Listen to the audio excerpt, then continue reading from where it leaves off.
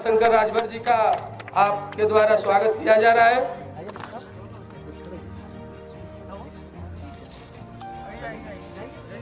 प्रजापति और रमजान राजेंद्र प्रजापति जी को एक माला बना कर क्या करते हैं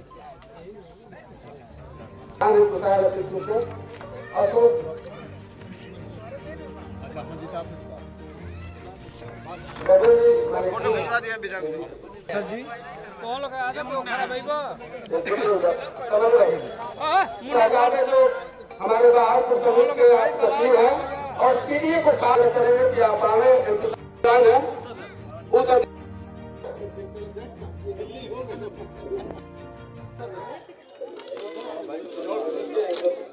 आपका और पार्टी के तरफ से आप एमपी साहब का माला बनाकर स्वागत कर दें।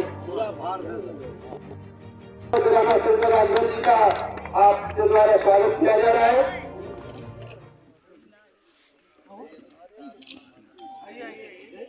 बहुत बहुत धन्यवाद। हमारे प्रजापति को बुलाइए। प्रजापति को एक माला बना मंदिर ग्राम प्रधान है कुसार रसूलपुर के अशोक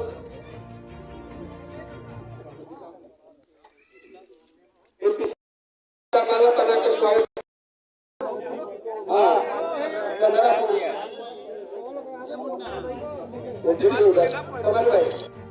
आप बुला रहे हैं आपको विजय सिंह जी से हम चाहेंगे पार्टी के लोकसभा के प्रभारी राजेंद्र चौधरी साहब,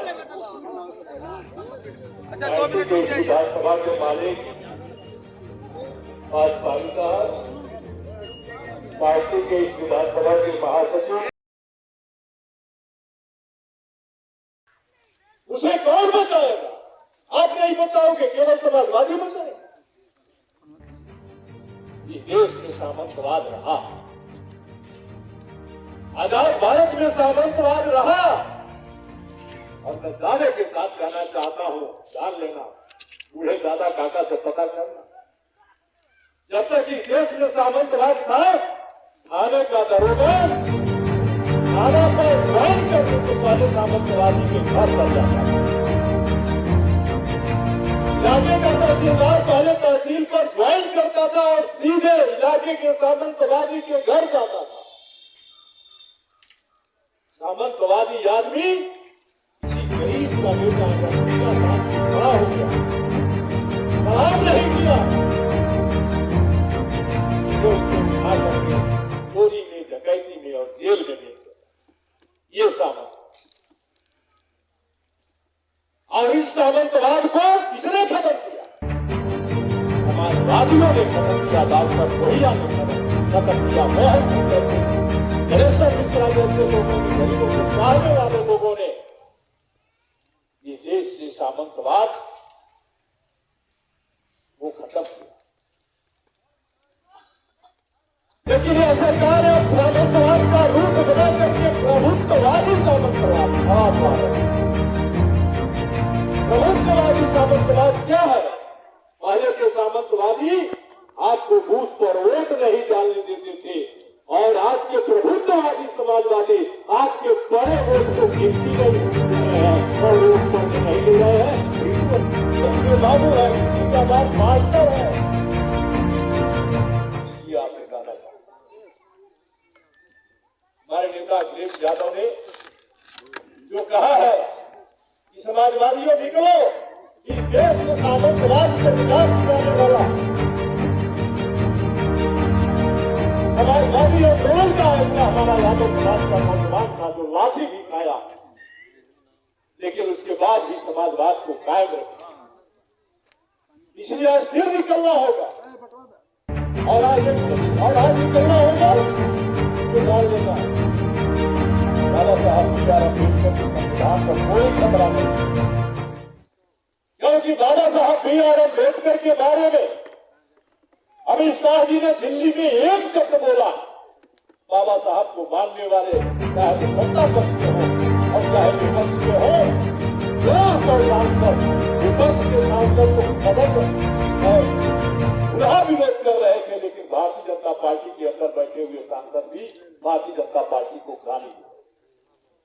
इसलिए भारत के संविधान पर खतरा नहीं, ये भारत के संविधान को एक कमरे में बंद कर उसमें सीकर से ताला लगा, उस ताले को तोड़वाना समाजवादी का काम है। उस ताले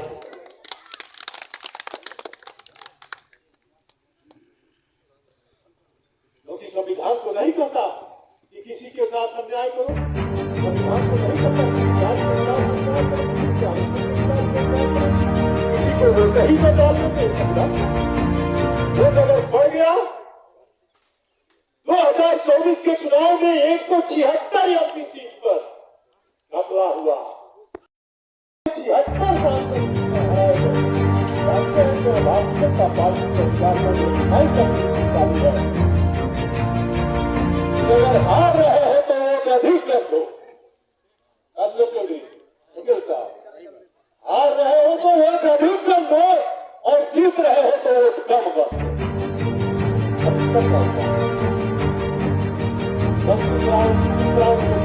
बना जाता है, उसको हमारा नेता भी नहीं जानते हैं। सारे साथियों जान लेना, सारे साथियों, जब काउंटिंग हो हारे या जीते, लेकिन जितना वो बड़ा है उतना ही बना जाए। क्या बच्चे हमारे नेता जो है। इसलिए अंत में एक बात और कहना चाहता हूँ, फिर आपसे बात उठिए, आगे बढ़िए, संविधान की स्पीकर तोड़ने के लिए कौन हरा सकता है? इन समाजवादी ही भारतीय जनता पार्टी के गले तक पहुंच गई है। लोकसभा के चुनाव सभी जातियों को भाईचारा बनाकर इस दिन हम लोग जब तक देश का करें, भारतीय जनता पार्टी चाहती है कि देश का 80 करोड़ लोग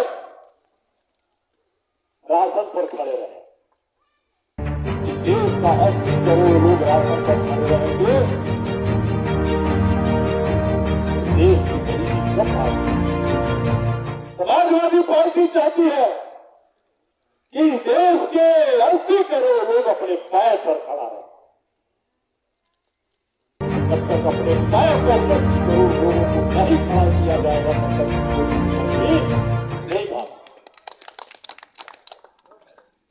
इसलिए उन्हें पैर पर खड़ा होने के लिए, इसलिए आप लोगों ने सांसद बनाया और मेरी कोशिश है 220